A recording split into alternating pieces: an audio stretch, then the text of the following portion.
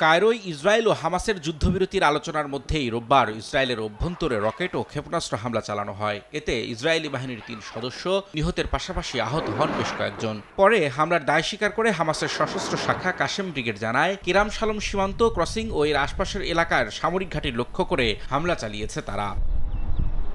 Israeli প্রতিরক্ষা বাহিনী আইডিএফের দাবি, গাজার দক্ষিণাঞ্চলের শহর রাফা থেকে সেনাদের লক্ষ্য করে অন্তত 10টি ক্ষেপণাস্ত্র ছোড়া হয়। এর পাল্টা জবাবে হামাসের বিভিন্ন সামরিক অবস্থান লক্ষ্য করে পাল্টা হামলা চালায় তারা। স্থানীয় জনপ্রতিনিধিদের বরাত দিয়ে ইসরায়েলি সংবাদ মাধ্যম জানায়, রকেটগুলোর একটি সামরিক ঘাঁটির কাছে খোলা জায়গায় আঘাত আনে। আহত সেনা সদস্যদের মধ্যে 3 জনের অবস্থা গুরুতর।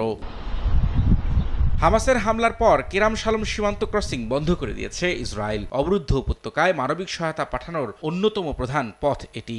গাজায় ভয়াবহ মানবিক সংকটের কারণে যুক্তরাষ্ট্রের চাপের মুখে গত ডিসেম্বরের মাঝামাঝি সময়ে এই ক্রসিং দিয়ে মানবিক সহায়তা ঢোকার অনুমতি দেয় ইসরায়েল। তবে হামাসের হামলার অজুহাতে তা আবারও বন্ধ করে দেওয়া হলো।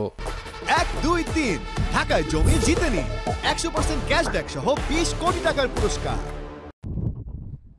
এদিকে হামাসের নতুন করে রকেট ও ক্ষেপণাস্ত্র হামলার অজুহাতে গাজার লাইফলাইন খ্যাত রাফায় স্থল অভিযানের প্রস্তুতি নিতে শুরু করেছে ইসরায়েল। সীমান্ত এলাকায় সেনা সমাবেশের পাশাপাশি জড়ো করা হয়েছে ভারী অস্ত্র। যে কোনো সময় শুরু হতে পারে অভিযান। এরই মধ্যে রাফার পূর্বাঞ্চলের বাসিন্দাদের সরে যাওয়ার নির্দেশ দিয়েছে ইসরায়েলি প্রতিরক্ষা বাহিনী আইডিএফ। এমন ঘোষণায় দিশেহারা হয়ে পড়েছে সাধারণ ফিলিস্তিনিরা। যে কোনো মুহূর্তে বড় ধরনের হামলার আশঙ্কায় চরম উদ্বিগ্ন তারা। হামলার ভয়ে এরই মধ্যে ঘরবাড়ি ছেড়ে পালিয়ে যেতে শুরু করেছে শত শত ফিলিস্তিনি। যে যার মতো কোনো মতে চলে যাচ্ছেন অন্যত্র। রবিউল ইসলাম আওলাদ, সময় সংবাদ।